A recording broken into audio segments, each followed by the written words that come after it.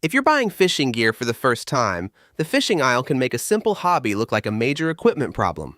It isn't. For basic freshwater fishing from a bank, dock, or small boat, you need one versatile rod, one type of line, two simple ways to catch fish, and a few safety tools. More gear won't help if you're not sure where to cast or what to change when nothing bites. So here's the beginner system. Use one setup you understand, put it near something fish can use, and change only one thing at a time. By the end, you'll know exactly what to buy, how to rig it, where to make your first cast, and how to troubleshoot a slow day without buying another tackle box. Start with a spinning combo. That means the rod and reel are sold together, and the reel hangs underneath the rod when you hold it. Spinning reels handle light bait well, they're easy to cast, and most mistakes are simple to fix. Look for a rod about 6.5 to 7 feet long with medium power. Power tells you how much force it takes to bend the rod. Medium light feels great with smaller fish and lighter tackle, but medium gives you a little more control near weeds, branches, and docks. If you don't know what you'll catch, medium is the safer all-purpose choice. Before you buy it, hold the rod as if you're about to cast. It should feel comfortable, not awkward or tip-heavy. Turn the reel handle and listen for grinding. Check that the bail, the curved metal arm around the spool, opens and closes smoothly. Then look down the rod and make sure every line guide forms a straight row. Run a cotton swab around each guide if you're inspecting used gear. If the cotton catches, that guide may have a crack sharp enough to damage your line. You don't need a bait casting reel yet. Bait casters can be accurate, but their spool can spin faster than the lure is traveling and create a tangled bird's nest. You also don't need a different rod for every lure or fish species. 100 casts with one familiar combo will teach you more than 10 confused casts with 10 specialized rods. Your first rod's job isn't to be perfect at everything. Its job is to make casting, detecting bites, and landing fish simple enough that you can concentrate on the water. Load the reel with 8-pound or 10-pound monofilament. That's the familiar, slightly stretchy clear line. It's inexpensive, easy to knot, and its stretch gives you a little forgiveness when a fish pulls suddenly. Choose 8-pound line if you expect smaller fish and want to cast light baits easily. Choose 10-pound line if you'll be near thick weeds, docks, or branches.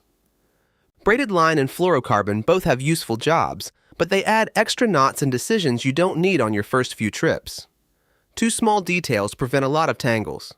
First, fill the reel until the line sits about 1/8 of an inch below the spool's outer lip.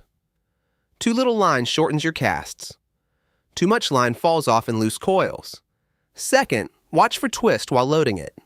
Lay the new line spool flat, reel several turns, and lower the rod tip to create a little slack. If the line immediately curls into tight loops, flip the supply spool over and continue.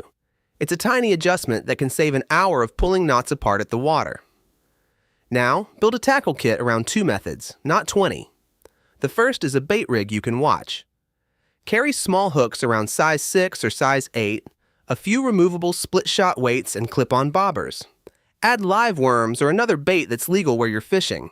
Hook sizing feels backward because a larger number usually means a smaller hook. For common sunfish, crappie, trout, and modest bass, a small hook is easier for the fish to get into its mouth. A giant hook may look stronger, but it often turns real bites into stolen bait. Tie the hook on with an improved clinch knot. Pass the line through the hook's eye. Wrap the loose end around the main line about 6 times.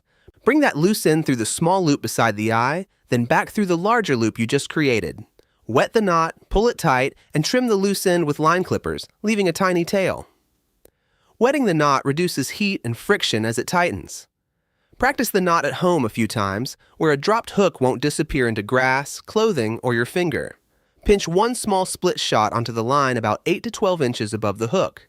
Attach the bobber farther up the line. The distance from the bobber to the hook controls how deep your bait hangs, so the bobber isn't just a bite alarm. It's a depth adjustment. If the water appears about 4 feet deep, begin with the bait hanging roughly 2 feet below the bobber. No bites? Move the bobber up the line so the bait hangs a foot deeper. Change the depth in small steps until you find where fish are holding.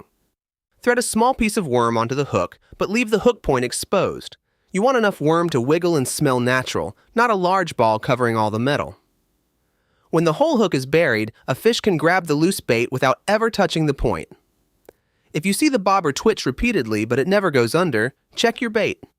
Use a smaller piece, expose the point, and try the same spot again before assuming you need a new lure. Your second method is one moving lure. Choose either a compact jig with a soft plastic body or a small inline spinner around 1/8 ounce. A jig is a hook with weight molded near its head. An inline spinner has a small blade that flashes and vibrates as you reel. Carry one natural color and one high contrast color. In reasonably clear water, start with white, silver, green, or brown. In stained water, try a brighter color or a dark color that forms a stronger outline. You don't need a rainbow of nearly identical patterns. Location and depth usually matter more than choosing between two shades of green. Add the tools that quietly save trips: long-nose pliers, line clippers, polarized sunglasses, and a small tackle container. Pliers let you control the hook while keeping your fingers away from sharp points and teeth. Clippers make clean cuts without weakening the line by chewing through it. Polarized glasses protect your eyes from a lure flying backward and cut surface glare, helping you see weed edges, submerged rocks, and changes in depth. Bring a valid fishing license wherever one is required and check local rules for legal bait, hook types, seasons, and fish you may keep. If you're in a kayak or boat, wear a properly fitted life jacket. A landing net is useful beside steep banks or when larger fish are possible, but it isn't essential everywhere. The giant tackle box, electronic fish finder, scent collection, and backpack full of backup gear can wait. Here's a good test.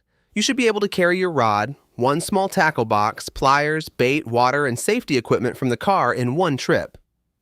If changing spots feels like moving camp, your gear is making fishing harder. Mobility matters because the most valuable adjustment on a slow day is often moving to better water, and that brings us to where you should cast. Don't automatically aim for the middle of the lake. Fish often gather near edges where food, shade, protection, or depth changes. Look for the sharp outside edge of a weed bed, the dark shade beneath a dock, a fallen branch touching the water, or a point of land where shallow water drops into a darker area. On a river, look for an eddy, the slower water beside the main current.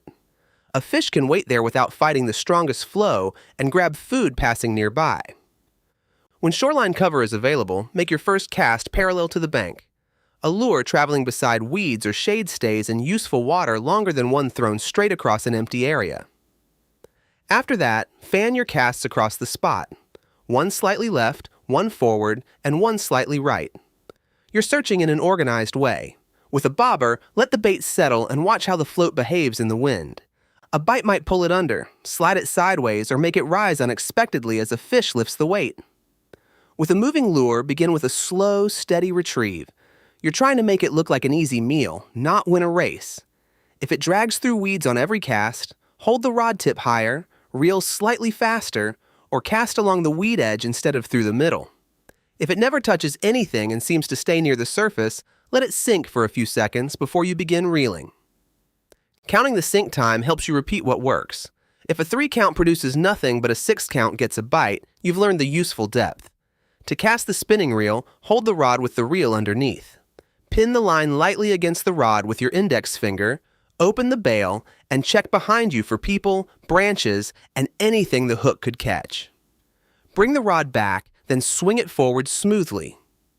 Release the line when the rod points a little above your target. Smooth timing matters more than force. After the lure lands, close the bail with your hand instead of turning the reel handle. That small habit reduces loose loops and line twist, which often cause tangles several casts later. Set the drag before you hook a fish. Drag is the adjustable resistance that lets a strong fish pull line instead of breaking it. Close the bail and pull line from the reel with your hand. It should take firm pressure, but the spool should give before the line feels close to snapping. If line comes out with almost no resistance, tighten the drag a little. If it feels locked, loosen it. During the fight, keep the rod bent and let the drag release line when the fish surges. Don't grab the spool and don't keep cranking while line is peeling away. Here's the troubleshooting rule that will save you from buying piles of unnecessary gear. Change location first, depth second, and speed or bait third. Beginners often swap lures every few casts, which changes the answer before they've learned anything. Start by moving several yards or casting beside a different piece of cover. If the location still looks promising, adjust the bobber by about a foot or let the lure sink a little longer. Only then change your retrieve speed, lure color, or bait. One controlled change gives you information. 5 random changes give you another guess. Imagine you're beside a dock and the bobber hasn't moved. Cast once along the sunny side and once along the shaded side. If the shaded side produces a bite, you found a pattern you can test at the next dock. If neither side works, deepen the bait by about a foot. If you feel taps but can't hook anything, use a smaller piece of worm and expose the hook point. When the bobber disappears, lift the rod smoothly until it bends. With a small hook and stretchy monofilament, you don't need a dramatic overhead hook set. Keep learning from what your lure tells you. Repeated light ticking can mean the lure is crossing rocks. A heavy pull that feels stuck but slowly moves is often weeds. A sharp tap followed by sideways movement may be a fish. When something feels different, reel down gently and lift the rod. If the rod starts bending and the line moves with purpose, keep steady pressure. The goal isn't to jerk as hard as possible. It's to maintain a smooth bend in the rod so the fish can't easily shake the hook loose. After a snag, a fish, or contact with rocks, run the final foot of line between your fingers. If it feels rough, cloudy, or flattened, cut off the damaged section and retie. Check the hook point by lightly dragging it across a fingernail. A sharp point tries to catch, a dull point slides. These checks take seconds, but they prevent the painful moment when your first good fish breaks weak in line or slips off a damaged hook. When you do land a fish, control it with wet hands or a net, use your pliers on the hook, and return it promptly if you're releasing it. So here's your first trip plan. Bring 1 medium spinning combo loaded with 8-pound or 10-pound monofilament. Pack small hooks, split shot, bobbers, worms, and 1 small jig or spinner. Add pliers, clippers, polarized glasses, your license, and a life jacket when needed. Find 1 visible edge, shade, weeds, a dock, a drop-off, or slower current. Start with a bobber rig if you want easy bite detection, or the moving lure if you need to cover water. Fan out a few casts, watch what happens, and make adjustments in order. Location, depth, then speed or bait. That's all you need to begin. Fewer choices, better observations, and 1 useful change at a time.